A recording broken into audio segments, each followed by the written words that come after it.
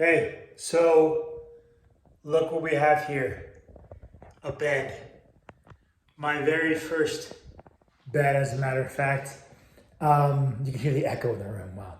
So last night was sleeping on my old air mattress. I think I mentioned this, but my air mattress deflated on me, and I had to wake up at like 2 in the morning to like a half-baked air mattress, and I have to pump it up. I woke my roommates up. It was something else. But as you can see, Facebook Marketplace came through. I just went to IKEA, got a mattress.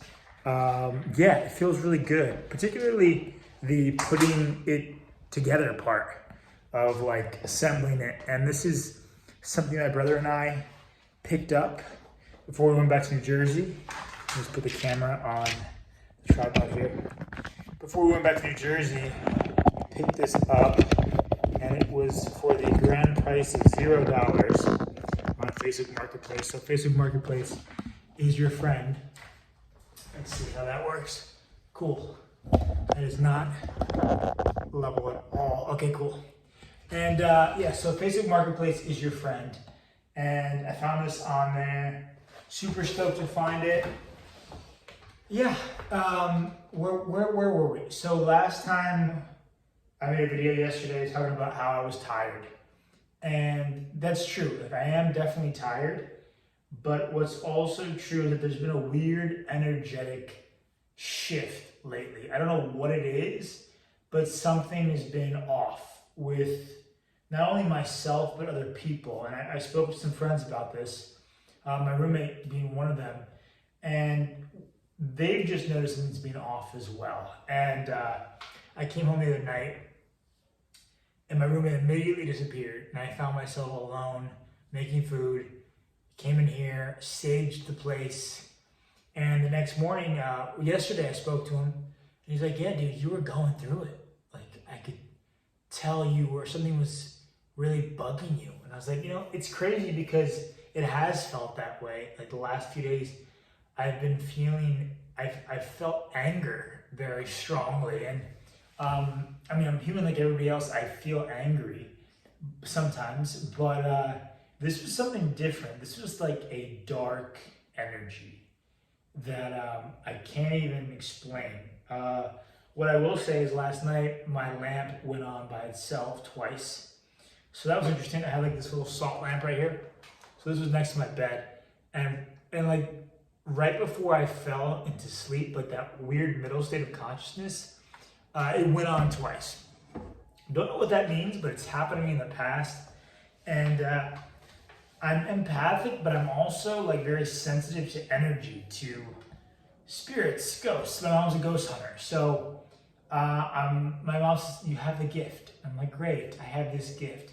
And so this is something that if you ever felt this way, that maybe you could resonate with, is like this, it feels like a burden sometimes. It is a gift, but it feels like a burden of being very sensitive. People always said that in a demeaning way to me when I was younger. Even now, like, not so much now, but when I was younger especially, like, you're so sensitive, like you're too sensitive. What they didn't realize was that it wasn't a choice, that I just feel things very strongly. And the older I get, the better understanding I have of that. Even to the point where I wasn't super fond of people touching me. And now I realize, it's not necessarily a trauma-related thing, but more so when I'm touching people, like when I feel somebody else, I also feel their energy. And there's something to that. It doesn't help that I work in a warehouse with no windows. And like quite literally, there are like bars over the only windows in the warehouse. And that's symbolic. But yeah, so I felt anger very strongly the last few days. And so what I did today, and this is something you can try if you feel angry, is, I could feel it like literally welling up into my face. And we feel anger in different places. For me particularly, my scalp tightens. And I kind of get this, it's not like I see red necessarily, though I have in the past. Well, it's another story for another time. But I definitely feel like focused in, like I'm about to go on a hunt. And like very dialed in to the point where like I know any shot I take, and I don't mean this in like a physical like hunting shot, but like a verbal shot I take at someone is gonna land. Like it's not good. It's not good. And so one way to mitigate this I found, and before I even get to that, let me say this. Anger is very productive, can be very productive, as long as you're not hurting yourself or someone else. Anger is good because it's like a peak energetic state where you can transmute that into action. So if you're feeling angry, you can take that and say, I'm gonna do something, right? I put a couple screws in it, but I built this bed frame, put it together, and I was able to like transmute that anger. I'm like, I'm gonna fucking do something right now. So I did that, and I felt really good about that. But what I also did was, on my way back from pick up this mattress, like I said, I could feel the emotion in my face. I did some primal yells. What does that look like? It looks like literally just yelling as loud as I can and mustering all the energy into that yell. So I did that a few times. And after each one, I shook off a little bit. And if you ever notice with animals, particularly if you look at ducks or geese, right? They'll get into little skirmishes with each other, then they'll separate and they'll flap their wings. And so you shake it out, and that's them shaking off the energy, and they keep moving as if nothing ever happened. And so I don't know the science behind this, but I know the sensation behind it. So anger you can look at is like, think of yourself like a ceramic pot, like a vessel of some sort, right? A pitcher, if you will. And energy, different emotions, and like your energy is clear at the start, right? It's undisturbed, it's clear, you can see through it, it's healthy, everything's fine. But as others interact with you, and you interact with others, things get dumped into the pot. Other emotions, other people's emotions, your own emotions, your thoughts cloud the water.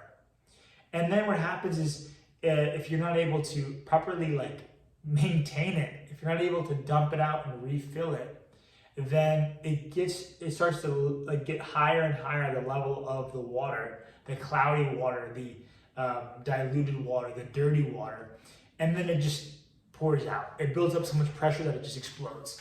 And so look at yourself in a similar way. And anger, the thing with anger is if it's not expressed, it will poison the vessel. It will hurt the pot. It will hurt yourself. And so what I had done driving back home was I did those yells. I shook it out as I'm sitting in my driver's seat. And I've done this many times, okay? But I know this works for me. I shook it out a little bit. And then one way that I naturally expel energy is through burping. Burping and farting, honestly, is two ways that I've learned to expel energy. I don't even mean this in like a very conscious sense. I'm not like forcing myself to burp. That's just how my body likes to expel energy. And so just, you don't have to necessarily do that if you can't do that, but you can certainly, you do the yells, you can shake it off. And I forgot what somebody said, like if you're screaming into a pillow or something like that, I saw somebody making a bunch of comments at one point, somebody, that's not a good thing to do. It's much better for you to yell in private or into a pillow or somewhere and get it out of your system, shake it off, journal about it if you feel called to. I mean, just get like a marble notebook or something, or do it on your phone or your computer or whatever, and just talk about it, right? Like, that's one thing that there's a lot of positives about classic masculinity, traditional masculinity, but one of the things that the masculinity pages often forget is that the classic masculinity didn't know how to express emotion in a healthy way. And so they blow up on people. I mean, today, the last couple of days, I've been doing that. Not in an explicit degree, I haven't offended anybody, but I've been talking shit. And not to the point of cursing people out, but, doing things that are out of integrity for me to do, that I know I'm better than. And so when you do that, when you are able to express emotion in a healthy way, particularly anger, it makes the whole experience of life much better. And now I'm already feeling like, okay, cool. Because usually anger, and this is something I spoke to my boss about this morning actually, is a predecessor to hurt. Usually beneath the anger is some level of hurt, whether it's an expectation that's been hurt or just your feelings have been hurt. Like truly, like there's sadness and grief underneath anger and pain oftentimes. And so what might happen is you do the yells, you shake it off a bit, you go through that, you journal about it, and there still might be some more emotion. So get it out. Keep doing that process and sit with yourself in your room, in your car, wherever you have peace and quiet. Focus on your breath and sit with that emotion. Too often times we try to get rid of the emotion, right? Now that technique is good for clearing out your system, but it's also important to sit with that anger too and ask what it's trying to teach you. And you may cry to get it out of your system. I did that the other day. I was like, if I have to do it today, then so be it. So be it, right? If it makes me feel better, I'm going to do it. Now, there is some things, and this is not what I mean to talk about in this video necessarily, but in regards to masculinity and crying in front of others, that I'd be very careful with. If it's a safe space with a safe container, particularly of men, then I would. But otherwise, be very careful with that.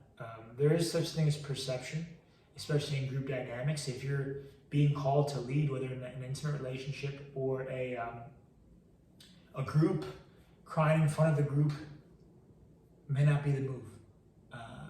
Based on my experience, where I'm at right now, maybe I'll reach a higher level of consciousness or get deeper into a relationship and feel differently, but that's kind of where I'm at right now. But for starters, I would work on that.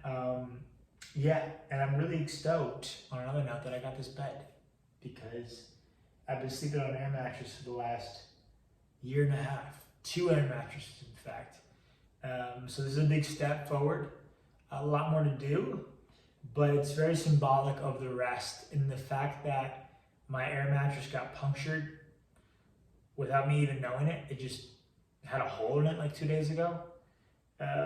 Is for me a sign that like, hey, you're gonna get holes poked in you unless you take the time to adequately rest and do it the right way. So I'm gonna put this actual mattress on this frame right now. And this is like a new chapter for me. So this is exciting. I got some sheets in the laundry, things are moving along, and I'll see you in the next video.